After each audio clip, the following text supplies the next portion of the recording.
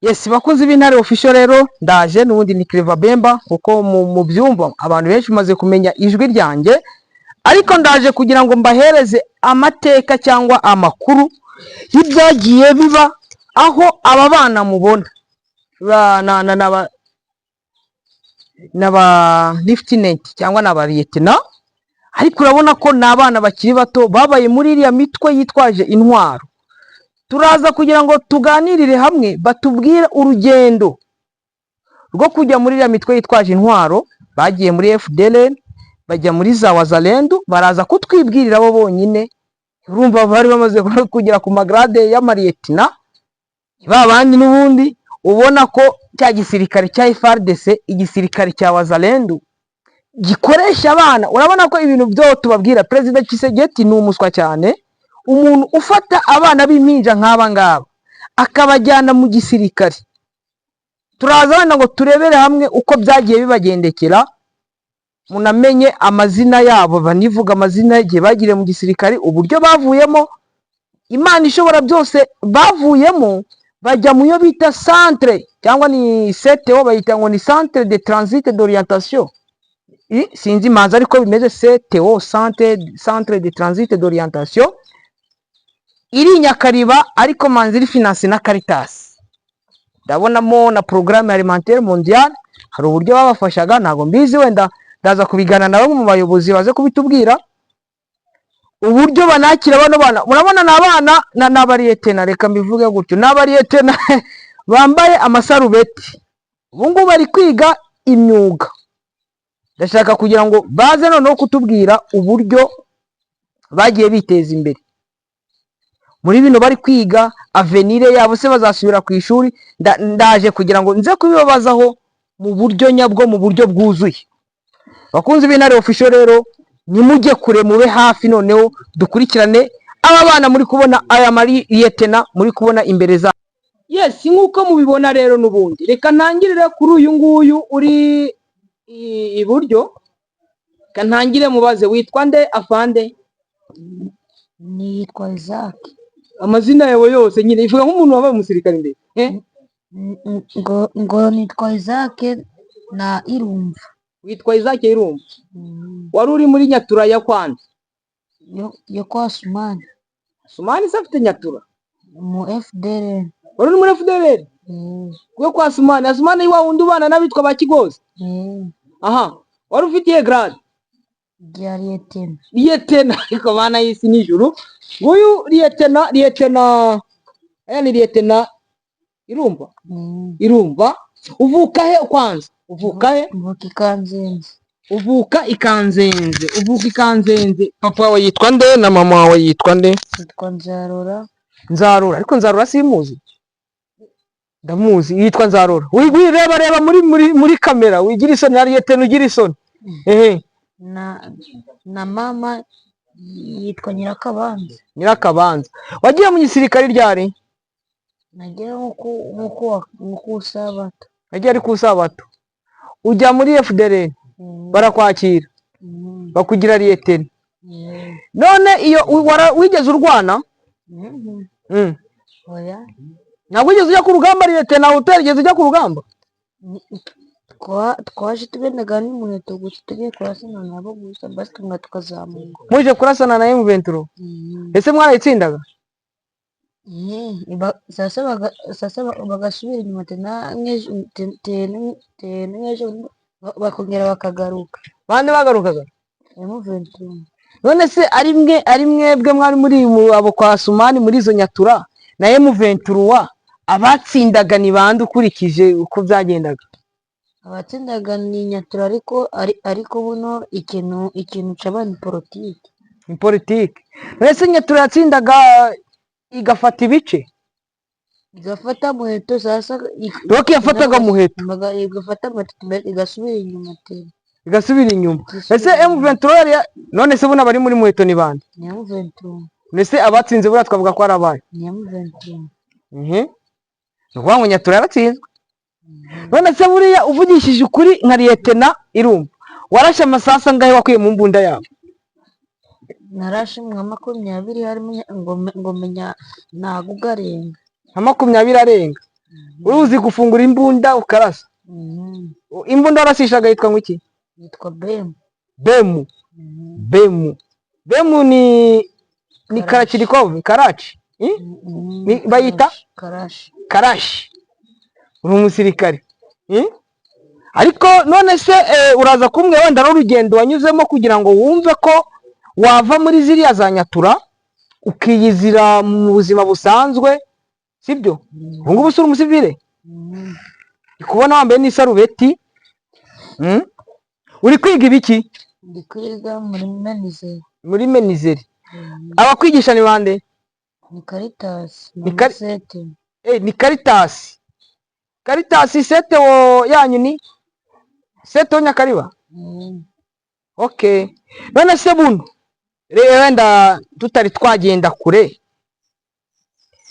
muri ukiri muri iriya ubuzima wari urimo bwari ubuzima bwari bumeze gute? Uri muri abo kwa Asumani ni umu FDLR? Wowe uri umukongomani, uri wikanzenze hariya, sibyo? Uriya munyarwanda witwa Asumani yababwiraga ngo gahunda ze ni izihe? Yarababwira ngo azabajyana mu Rwanda. Ngo azatujyana mu Rwanda bari intambara nishimye. Mu Rwanda se mujya gukora iki? Sinzi. Yarababwiraga ngo azabajyana mu Rwanda. Namara kubagezaho se mukore iki? Mwubaka amazu, mugura amamodoka. Ngo maze ngo tubeda niko batubwira. None se abari mu Rwanda mwari murabatwara iki kuko u Rwanda ruratuwe? Ngo baje bazabasohora. Donc abari mu Rwanda bavemo mwebwe mwigumiremo. Mwinjire mwifatire bya imodoka n'amazu. Ariko nuza uri Asumani afite abasirikari bangana ute? Ni benshi cyane. Nka banga ugereranyije? Geranyije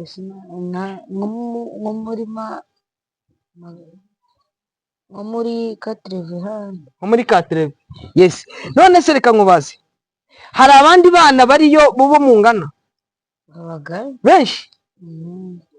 Aribyo rero nkomeza kubabwira n'ubundi. Urumva yuko muri FDLR ya miryango mpuzamahanga igenda yandika ngaya umwana ufite imyaka ingahe? Nibagiye kukubaza imyaka. Mfite 14. 14 ni 14, sibyo? 14.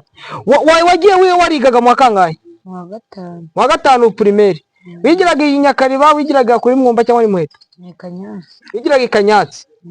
Bamukuye i Kanyatsi umwana w'imyaka 10, wagiye mu gisirikare ufite imyaka 10 ningahe? 15. Oya buno ufite 14. Wagiye wari umaze igihe kingana ute? Maze amezi 6 maze ndasohoka njya muri sete. Okay, wari umaze amezi 6. Ubuzima mwari muri hariya byari bimeze gute? Mwararyaga? Byagendaga gute? Mwaryaga iki? Twajyaga inyama, tukarya umuceri, tukarya n'ibirayi. Iyo si izo nyama mwakuraga hehe inyama? Ni inka zabaga bavuye ku ibasi. Bibaga inka mukarya inyama. Okay. Inka zabo bakabona inka z'abatutsi ngo ni zaduye. Okay, urukumva yuko abanyatura s'il vous plaît n'abana babi, ariko zani FDLR. Reka wenda durongera tuganire, manze naganira n'uno muvandimwe wundi. Sibyo Moriyetina? Yes. Nyimara kuva kuri Lieutenant Irumva. Lieutenant Irumva wamaze amezi 6 mu gisirikari akaba yarabaye Lieutenant. Reka nze wasanga urambwira ngo uri general.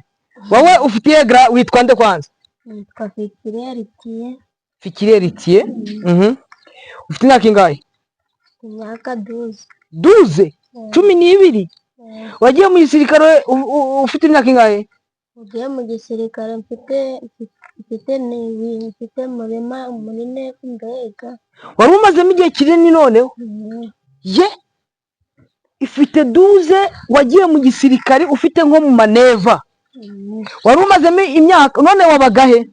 Wabaga kwa Mike. Kwa Mike? Mike se aba muri force zo kwandi? Zo kwakiza. Yabaga muri force zo kwakiza? Okay. None ufite petit grade? Surieten. Ariko bana yisi nijuru. Moriyetina donc una umurusha experience mu gisirikare. sibyo? Experience urayimurusha kuko wamutanze kujyamo, experience urayimurusha kuko wamutanze kujyamo, ariko we yari liyetena uri suriyetena. Ni ukuvuga ngo hariya kwa wari umumeskoti byagenda gute? Wari ufite wari yobaraga paratuni, byari bimeze gute? Wakoraga iki? akazi ko nakoraga bajyaga bavuga bagiye ku rugamba tukajyana mbatwaje nimba ari amasasu, twagerayo bakarasana, barangiza kurasana nkaba nisubiriye inyuma bo bagakomeza, barangiza nabo bakansangira aho dutaha. None se ntabwo wagiraga ubwoba ngo wasanga isasu rigufashe ugapfa? Oya. Wese nawe wararasaga? Wakoreshaga iyo mbunda? Karashi.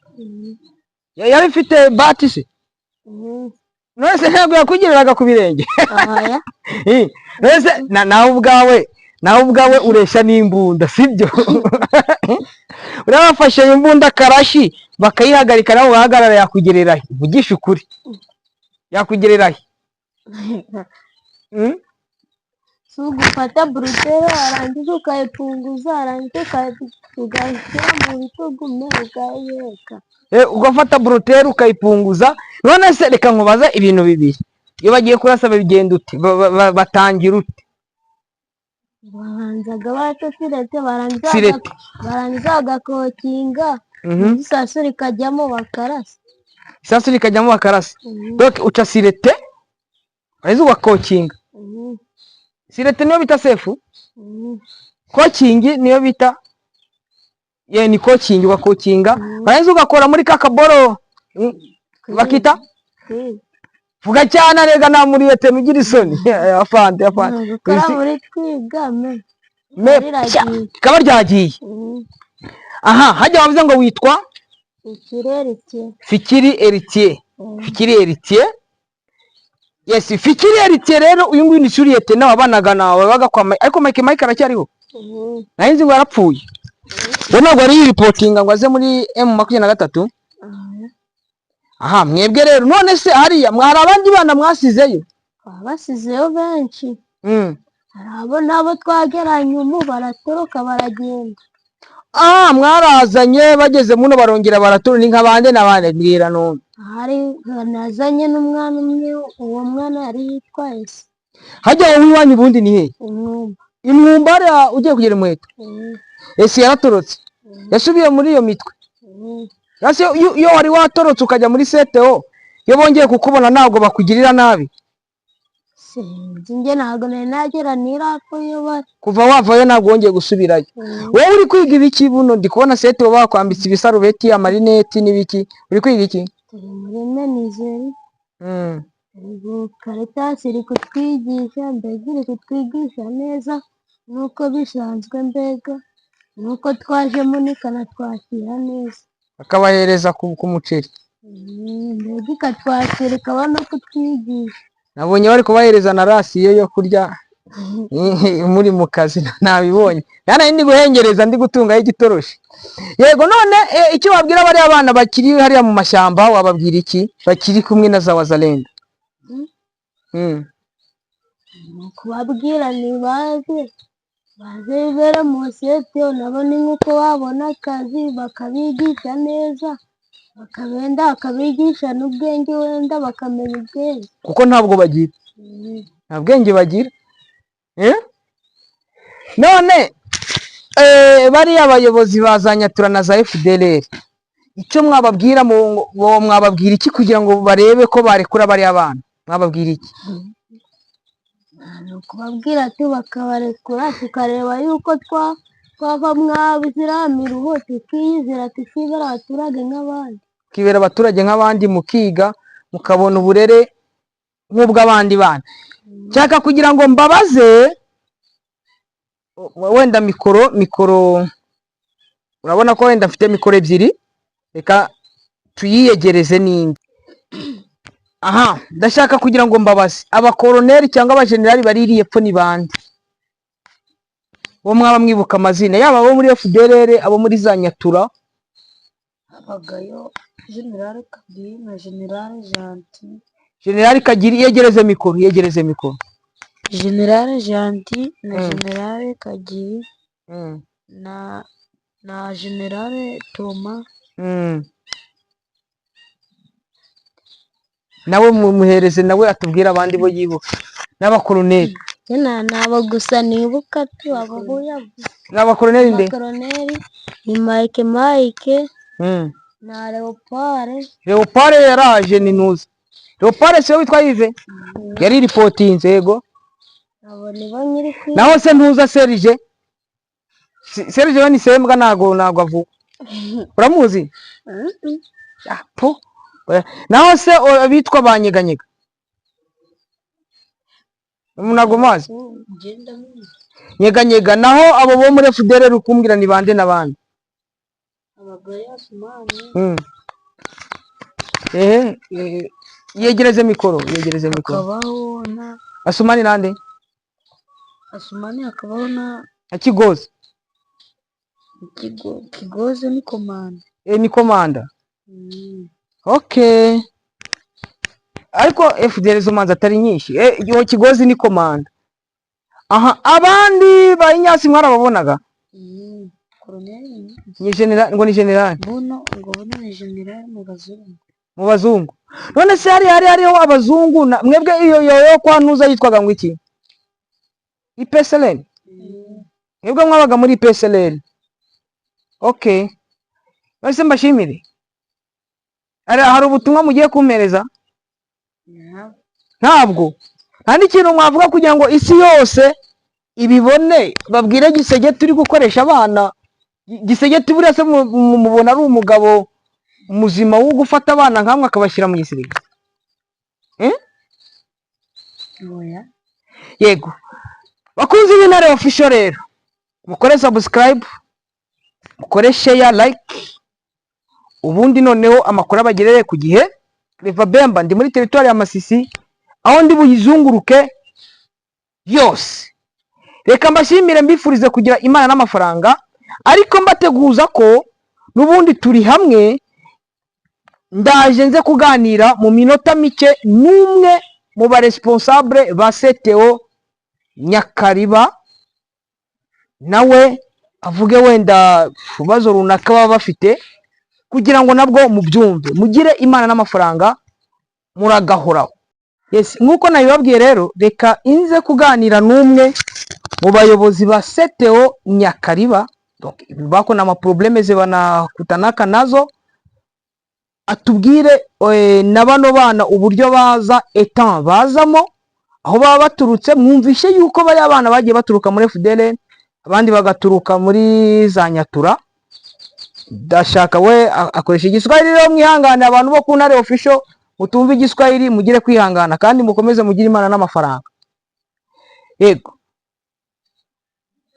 Niko na kiongozi. Habari? Mzuri mkuu. Mimi jina langu ni Clever Bemba. Niko journaliste wa Intare Official. Nimefika hapa nimeongea na vijana watoto wa 12 na 13 ambao walikuwa mu majeshi ya FDL na Nyatura huku chini mapori, lakini wamekuja hapa. Ninaona watoto wako nasoma vizuri. Ndio?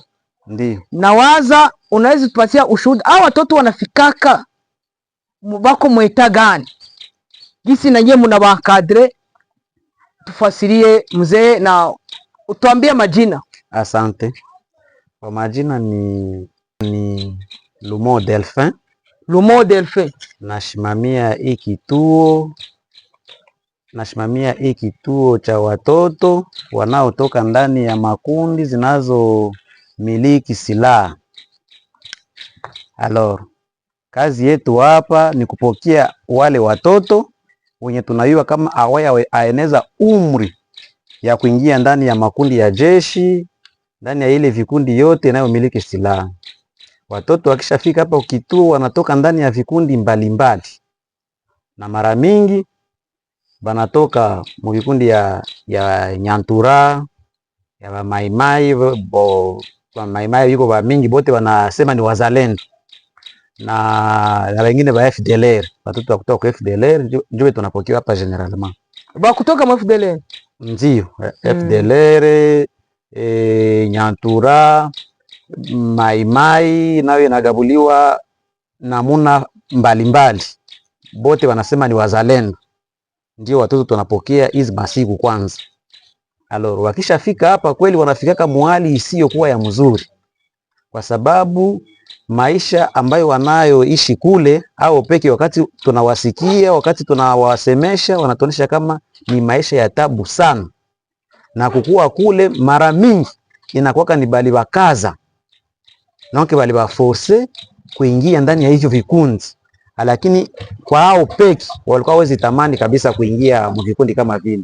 Wakishafika huko wanasema kama wanaonesha kutumikisha loro silaha na wanawakaza waende kwenye vita, waende wapigane na wale wanaita kama ni maadui zao.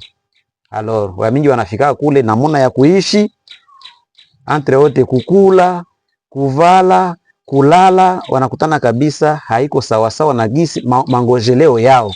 Njoo mara mingi ba mingi kufika hapa wanatorokaka, kufika hapa pantuka wanatorokaka jusi kwanza hatuna contact ziziko permanent na bashefu yao, nikusema hapo bebasha toroka kule njobe tunapataka hapa. Ndio lakini au watoto umetuambia kwamba wanatoka mzile magrupe za arme bale ba milise Manyatura FDLR sana sana. Sasa wanafika hapa, hamuna wale waganga ambao waone kama kichwa juu mtu anafanya viol raping, ndio anaiba na mtoto na wako na naona ndio haviwezi waletea magonjwa mkichwa. Hamuna ba psikologe wenyewe bana mtufasirie kidogo tuone kama wale watoto kama bangali mweta sasa ile ya zamani. Asante. Bo mara mingi banakuya kweli na vichwa isha cheza. Unakutana mtoto haiko tena anawaza sawa vile mtu mzima anaweza kufikiria. Sasa programe yetu hii ya DDR ya Caritas, hawa watu wanatumikisha umu, tunawaita wa encadrer, njoo walimu wa wale watoto wote wako na mafunzo mbalimbali juu ya kuweza kupokea wale watoto na kufahamia kila mtoto mwenye anaweza kuwa na shida fulani, na kujua kama mtoto akishakuwa na shida fulani tunapasha mupeleka hivi na tunapasha mfunza hivi. Alors zaidi ya ile programe iko na psikologi clinicien. Ule psikologe yeye kazi yake anapitaka ndani sasa hivi vituo yote maseteo, anafanya sawa vile entretien, anaongea na kila mtoto binafsi juu aweze kuangalia shida zenye anaweza kuwa nazo za kichwa zenye zinatokana na ile hali aliishi ndani ya vita huko. Alors tukishapata wale watoto, psikologi anatuambia kano huyu mtoto na huyu wale baende ku centre yetu. Maintenant tuko na centre ya mfrancais wanasema centre d'accompagnement psychosocial. Donc zaidi ya hivi vituo ine tuko nazo hapa Nyakariba, Masisi, Kanyabayonga. Sasa tunapata ingine ile yenye wanaita centre d'accompagnement psychosocial. Bali watoto wenye vichwa visha kuwa habitumiki tena kwa usawa juu ya hii hali ya vita, tunawatosha ndani ya zile maizi mavituo zenye nimesema, tunawapeleka sasa kule ku centre d'accompagnement psychosocial. Kule sasa ule psikologe anatumika na wale watoto, naye akishaona kama huyu mtoto hata pona juu ya mafundisho sie mbalimbali ba mwalimu wanafanya ndani ya kituo, tunaenda directement tunapeleka wale watoto ku sante mentale Goma. Huko watoto wako kule ku sante mentale wenye sie kome Caritas walitoka mapituo yetu banapata dawa kule ili vichwa yao iweze kurudia kwa usawa.